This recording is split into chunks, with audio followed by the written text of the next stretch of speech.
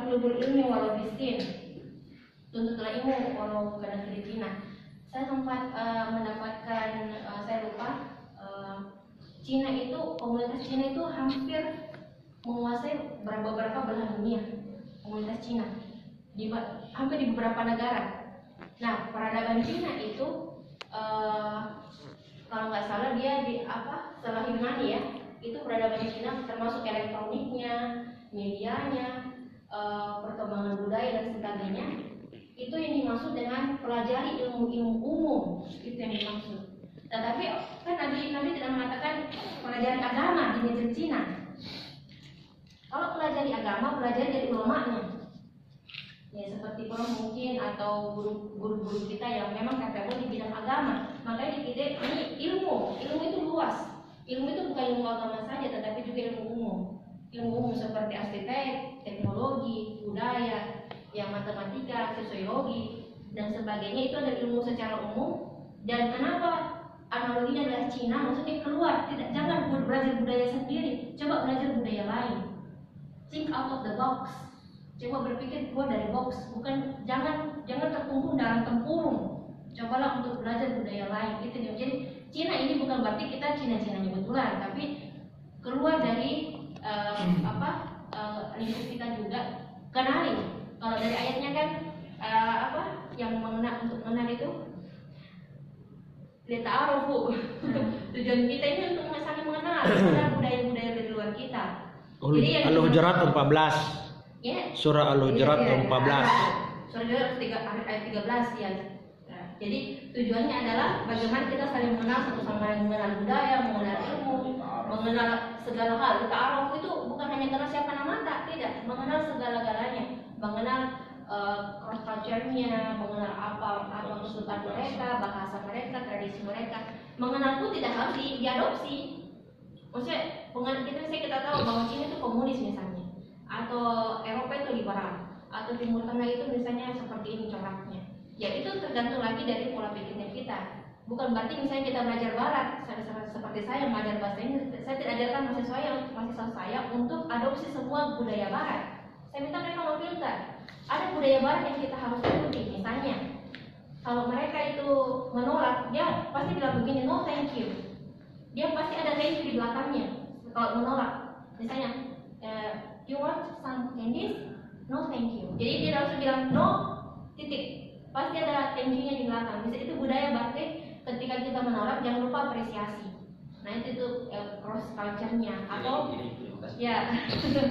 Jadi ada beberapa nilai budaya-budaya itu yang dimaksud bisnis Cinanya, itu yang dimaksud. Jadi bukan ada yang mengatakan jadi kalau agama masa ke Cina, ya kan redaksinya bukan Utlubuddin apa gitu, cari agama ke Cina. Jadi ilmu itu luas. Ilmu itu bukan hanya agama, tetapi segala macam ilmu pengetahuan juga masuk dalam kategori ilmu. Dan itu kita bisa belajar dari siapapun dan dimanapun.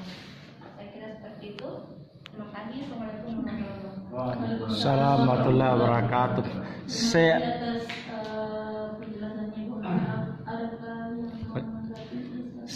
baik, setelah mendengarkan narasi atau pikiran yang disampaikan oleh Ibu Aminah tentang pertanyaan saya tentang zikir itu, dia memberi personifikasi bahwa seluruh makhluknya Allah itu berzikir dengan caranya.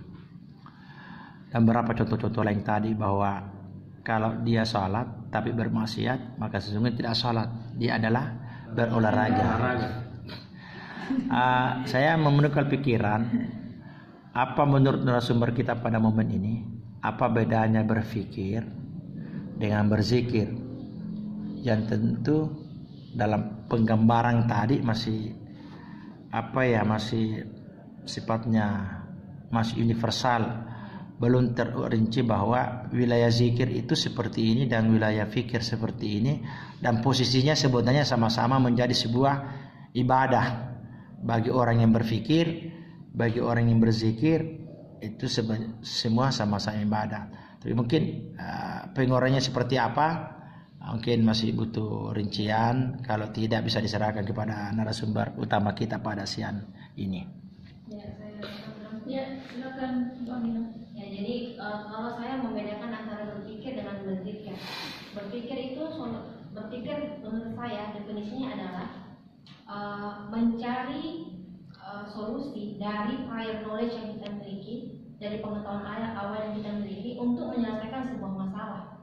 Itu berpikir secara umum. Jadi misalnya ketika ada masalah 3x4 dari soal persegi panjang, itu saya butuh berpikir, bukan berzikir. Saya berpikir bagaimana caranya mendapatkan jawaban luas dari segi 4 itu. Ya, makanya saya menggunakan rumus prior knowledge saya adalah panjang kali lebar. Nah, menggunakan rumus itu menjadi jawaban 3x4 sama dengan luasnya 12. Itu berpikir. Tetapi berzikir lebih dalam daripada itu. Di balik segitiga, di balik segi 4 ini ada apa? Di balik alam semesta ini ada apa? Di balik batu, pepohonan yang melambai-lambai itu ada apa? Ya, kenapa Tuhan menciptakan? Itu berpikir yang sekaligus berzikir.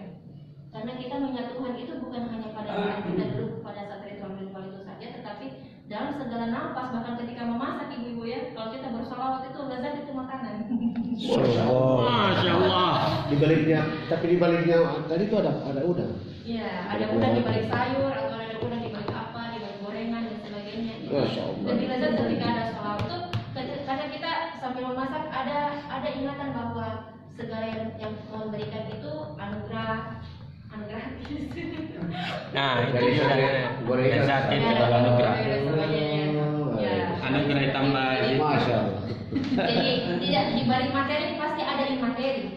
Di balik yang fisika ini pasti ada metafisika. Nah, seperti itu. Di balik cinta ada cinta. Di balik cinta ada maha cinta. Iya. Oh ya. Jamaah. Ya, terima kasih atas penjelasan Ibu Aminah. Kami pikir sudah cukup dan saya serahkan ke dosen pengampu mata kuliah kita pada hari ini. Silakan Pak. Baik.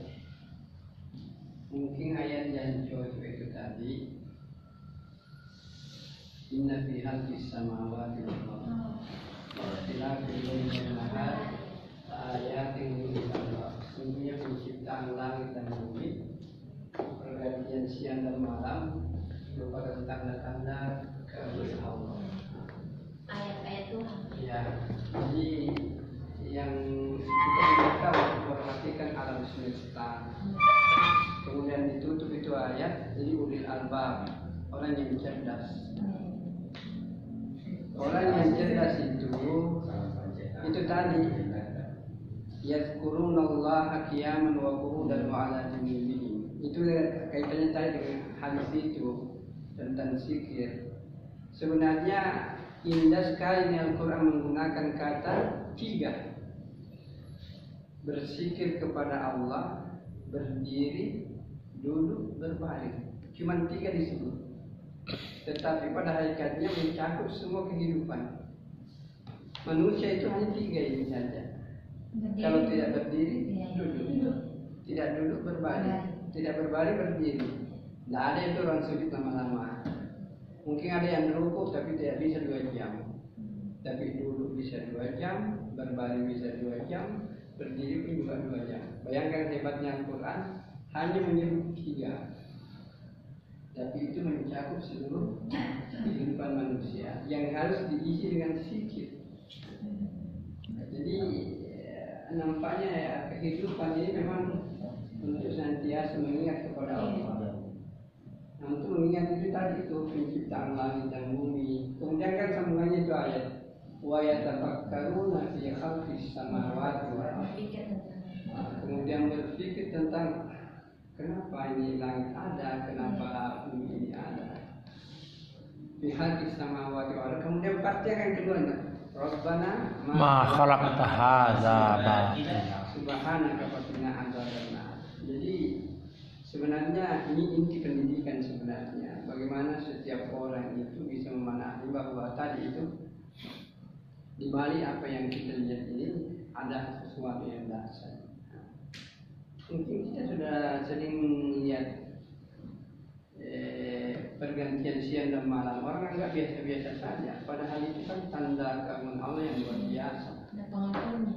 Coba bayangkan kalau 1 minggu tidak datang malam, dunia ini akan hangus.